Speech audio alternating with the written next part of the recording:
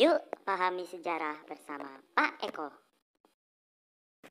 Assalamualaikum warahmatullahi wabarakatuh. Selamat pagi, selamat siang, selamat sore. Berjumpa kembali bersama Pak Eko dalam pembelajaran sejarah Indonesia di semester kedua ini. Seperti yang sudah disampaikan sebelumnya, materi pembuka kita di semester ini adalah bab 3.4 Pendudukan Jepang dan Respon Bangsa Indonesia. Siapa sih yang tidak mengenal nama Jepang? Di Indonesia, kendaraan bermotor didominasi loh oleh buatan Jepang, mulai dari roda 2 hingga roda 4. Produk-produk Jepang begitu menguasai pasar Indonesia. Bahkan, sempat terjadi demo besar-besaran yang dilakukan oleh mahasiswa di tahun 1974 terkait dengan begitu besarnya pengaruh ekonomi yang ditancapkan Jepang di Indonesia.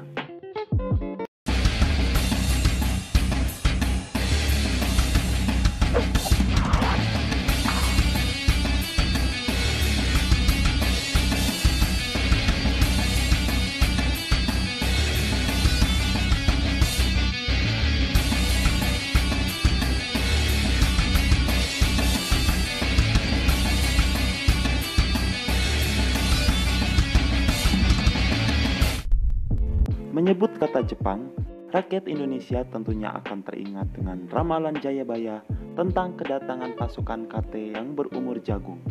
Siapa yang menyangka bahwa kedatangannya ke Indonesia ternyata justru semakin menambah kesengsaraan dan penderitaan rakyat Indonesia secara lahir dan batin. Jepang mungkin hanya 3,5 tahun menduduki Indonesia, tapi mereka meninggalkan luka yang amat dalam. Hal ini bisa kita lihat dari cerita-cerita kelam tentang bagaimana kejamnya mereka kepada para pendahulu, membunuh, menyiksa, kerja paksa, ataupun cara-cara lainnya. Tak hanya itu, kekejaman-kekejaman Jepang juga bisa kita lihat dari tempat-tempat yang mereka tinggalkan. Misalnya, beberapa gua Jepang yang ada di Indonesia. Kabar mengatakan, jika kebanyakan gua Jepang di sini dipakai mereka sebagai tempat penyiksaan dan penjara bagi orang-orang pribumi yang dianggapnya bersalah. Sebelum membahas lebih dalam materi ini, perlu diingat poin-poin utama dalam KD ini, yakni 1. Pendudukan Jepang di Indonesia, di mana membahas lebih lanjut perkembangan dan pergerakan pemerintahan.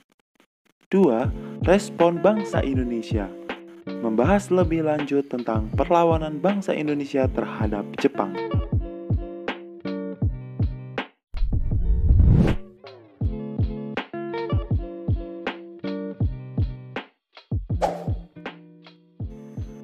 Tanggal 7 Desember 1941 terjadi peristiwa besar, yakni Jepang menyerbu pangkalan Angkatan Laut di Pearl Harbor, Hawaii. Nah, aksi Jepang ini merupakan sebuah gerakan invasi militer yang kemudian dengan cepat merambah ke kawasan Asia Tenggara. Bahkan, beberapa minggu kemudian, Jepang telah berhasil mendarat di Pulau Jawa. Dan pada akhirnya, tanggal 8 Maret 1942, Belanda secara resmi menyerah kepada Jepang. Penyerahan kekuasaan kepada Jepang oleh Belanda dilakukan melalui sebuah upacara di Kalijati, Subang, Jawa Barat. Gubernur Jenderal Tjardan Starkebon dan Jenderal Terpoten menjadi wakil Belanda dalam upacara tersebut. Kemudian, Jenderal Hitoshi Imamura menjadi wakil dari Jepang. Dengan berakhirnya upacara penyerahan tersebut, secara otomatis kemudian Indonesia berada di bawah jajahan pendudukan Jepang. Dan dari sinilah penderitaan bangsa Indonesia memulai babak baru.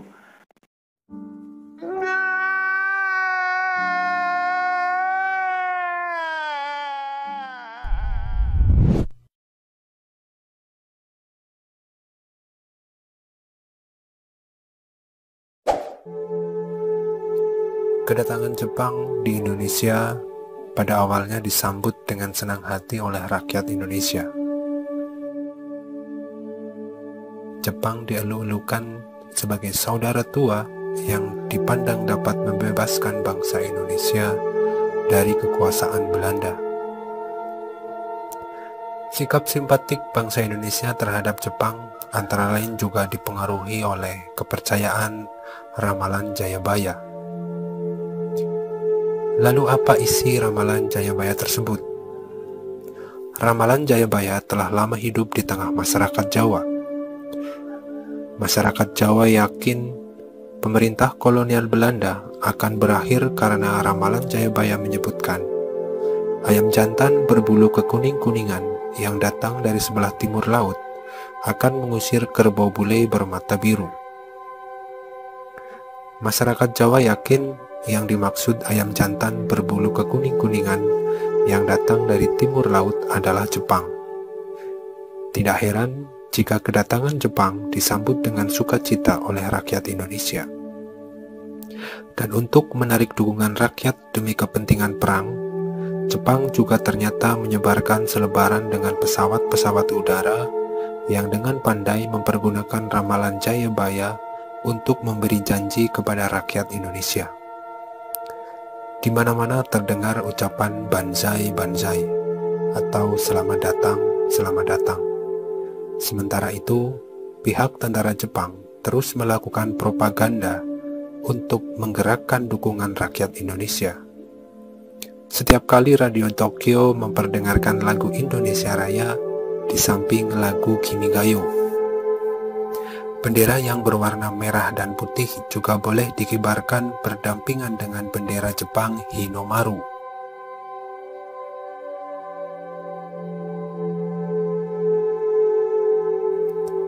Melalui siaran radio, juga dipropagandakan bahwa barang-barang buatan Jepang menarik dan murah harganya, sehingga mudah bagi rakyat Indonesia untuk membelinya. Simpati dan dukungan rakyat Indonesia itu nampaknya juga karena perilaku Jepang yang sangat membenci Belanda. Di samping itu diperkuat pula dengan berkembangnya kepercayaan tentang ramalan Jayabaya yang disebutkan tadi di awal. Tentara Jepang juga mempropagandakan bahwa kedatangannya ke Indonesia adalah untuk membebaskan rakyat dari cengkraman penjajah bangsa Barat. Jepang juga akan membantu memajukan rakyat Indonesia. Melalui program Pan-Asia, Jepang akan memajukan dan menyatukan seluruh rakyat Asia. Untuk lebih meyakinkan rakyat Indonesia, Jepang menegaskan kembali bahwa Jepang tidak lain adalah saudara tua. Jadi, Jepang dan Indonesia adalah sama. Bahkan untuk meneguhkan propagandanya tentang Pan-Asia, Jepang berusaha membentuk perkumpulan yang diberi nama Gerakan 3A. Perkumpulan ini dibentuk pada tanggal 29 Maret 1942. Sesuai dengan namanya, perkumpulan ini memiliki 3 semboyan, yaitu Nippon Cahaya Asia, Nippon Pelindung Asia, dan Nippon Pemimpin Asia. Sebagai pimpinan Gerakan 3A, bagian dari propaganda Jepang atau disebut Seidenbu telah menunjuk bekas tokoh Perindra dari Jawa Barat, yaitu Mr. Samsudin sebagai ketua dengan dibantu beberapa tokoh lain seperti Sultan Pamuncak dan Muhammad Saleh. Jepang berusaha agar perkumpulan ini menjadi wadah propaganda yang efektif. Oleh karena itu, di berbagai daerah dibentuk komite-komite. Sejak bulan Mei tahun 1942, perhimpunan itu mulai diperkenalkan kepada masyarakat melalui media massa. Di dalam Gerakan 3A juga dibentuk suksesi Islam yang disebut Persiapan Persatuan Umat Islam. Subseksi Islam ini dipimpin oleh Abikusno Cokrosuyoso. Ternyata sekalipun dengan berbagai upaya, Gerakan 3A ini kurang mendapat simpati dari rakyat. Gerakan 3A hanya berumur beberapa bulan saja. Jepang menilai perhimpunan itu tidak efektif, dan pada bulan Desember 1942, Gerakan 3A dinyatakan gagal.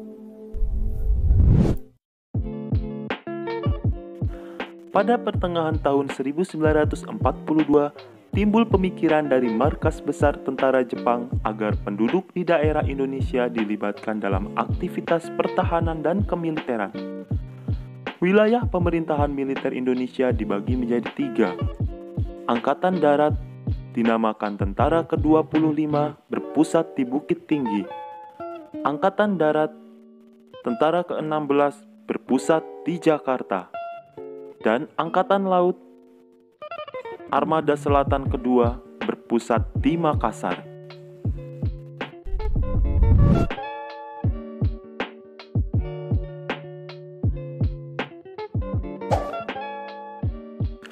Organisasi pergerakan massa pendudukan Jepang dibagi menjadi 3. 1. Organisasi bersifat sosial kemasyarakatan. 2. Organisasi semi-militer. 3. Organisasi militer.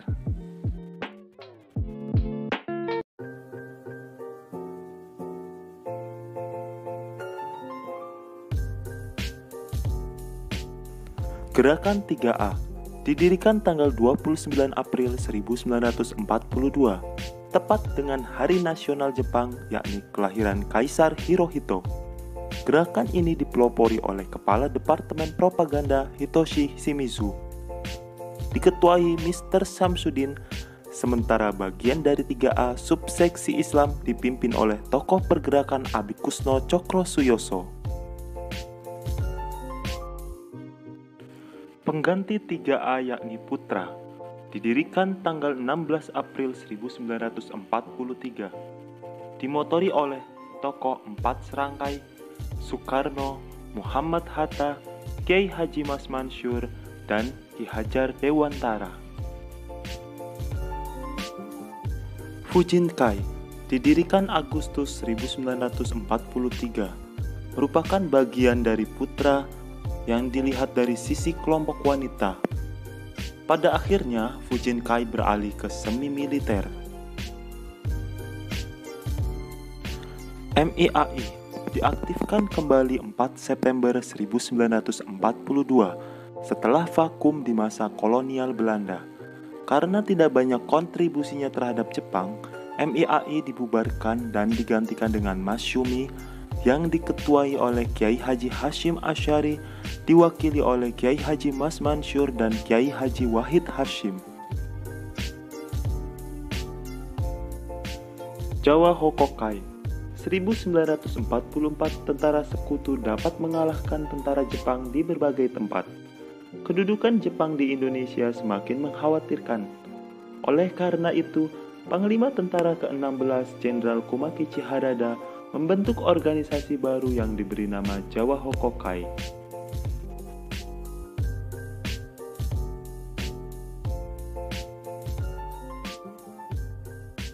Organisasi semi-militer Jepang diantaranya Seinendan, Barisan Pemuda, Keibodan, Barisan Pembantu Polisi, Suishintai, Barisan Pelopor, Kaikyo Seinen Teishinti atau Hizbullah, dan Jibakutai, Barisan Berani Mati.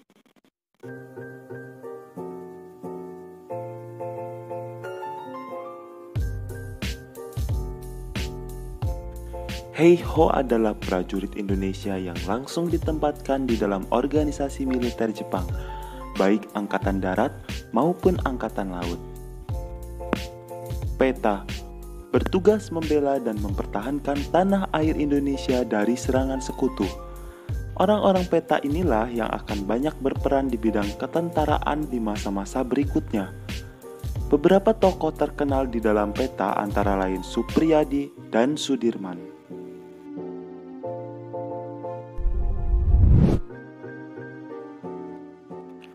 Demikianlah materi pendudukan Jepang ini Bapak sampaikan. Jika ada pertanyaan dan masukan, silahkan ditanyakan via WhatsApp atau Microsoft Teams. Terima kasih atas perhatiannya. Sampai jumpa di video pembelajaran berikutnya.